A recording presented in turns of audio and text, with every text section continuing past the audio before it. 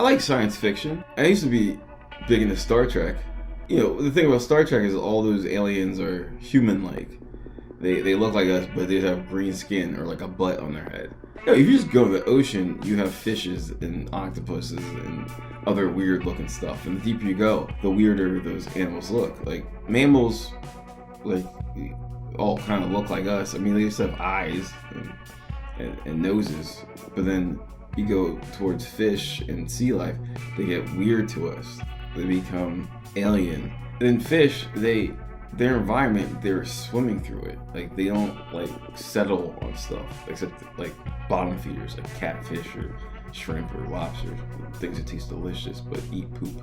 We have a certain range of dimensions that we travel through because we're not passing through ground constantly.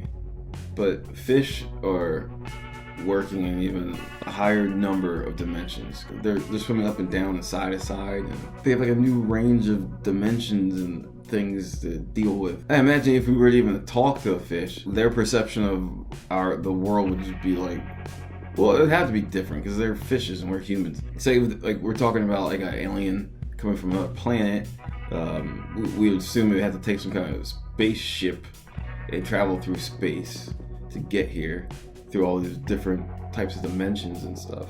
And also the assumption would be like, if it could travel through outer space, it would be smarter than us. So it'd be like highly advanced technology. But if it's so smart, why would they even travel through a spaceship? Like that's like something we think of. Like if we could think of it, then like we're smart enough to do it.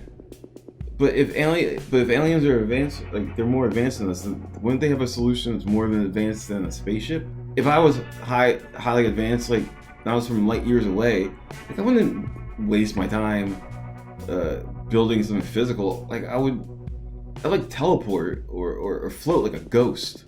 And that's a possibility that they're so advanced that that's how they would do it. Maybe they already have done it. Like we assume that we would know what an alien would look like when it gets here, but why? You know, it's alien, and if something's alien, it means it's unfamiliar. If it's unfamiliar, like how would you know it's unfamiliar? I mean, you probably just like your mind might blow up, or it might be like those stories of like,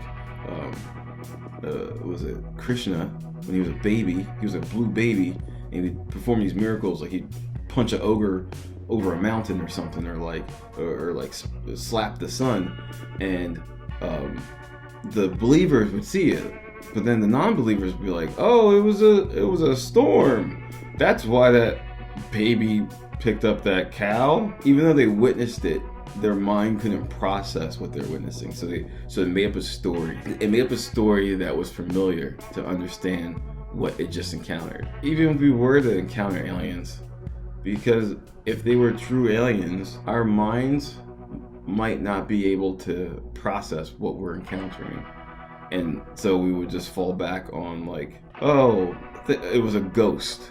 The odd occurrences and encounters we have, oh, I must have misplaced my keys.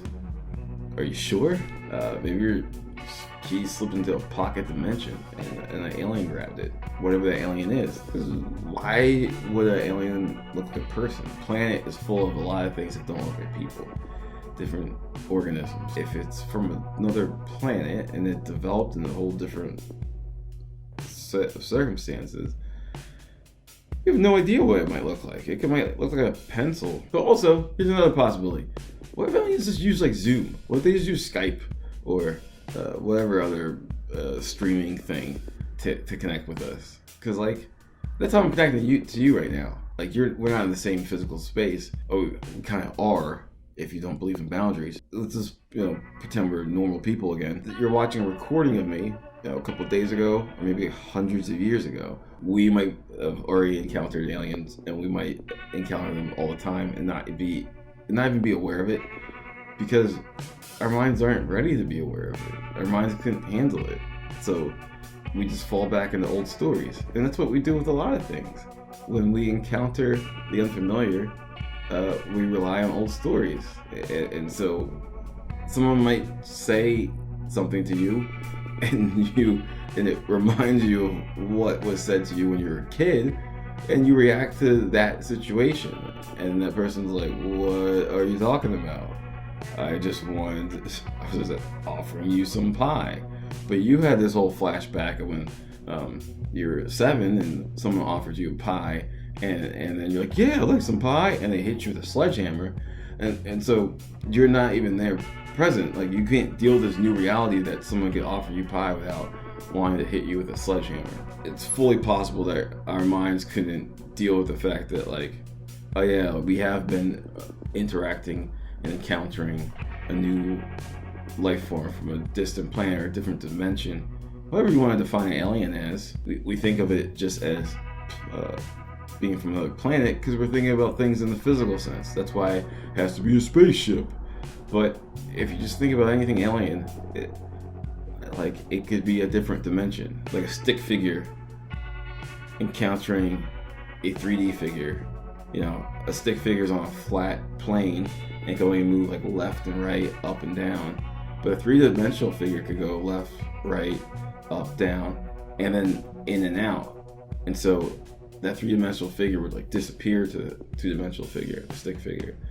In a sense, that stick figure just encountered an alien, but it just encountered us, you know? So something that can move to other dimensions that we can't move through could be like more advanced. It's not. It could be the stupidest of its kind. It just has a flexibility to move in and out of dimensions we can't, and it would be alien. We also, because we don't have a like language for it, we don't have words, we don't have any kind of idea what it is. We just make up some old story of like, oh, it was a hurricane. That's why my car is on top of that mountain 12 miles away. The most fantastic ideas and fantastic things aren't always so far away. Sometimes they're closer to us than we know. Like, we're always searching outside of ourselves for fantastic things. We're searching outer space. Whereas like there's stuff right here that's amazing. You know, we have the ocean that we haven't fully seen, and like, who knows what's really in the center of the earth? Like, do you even know your neighbors? Do you even know yourself? Even though we don't know those things, we would know an alien if we saw one. With that said, what are your thoughts about aliens? Do you think you've encountered one? Ooh, I'd like to hear that story. Leave some comments. Thanks for watching, and namaste.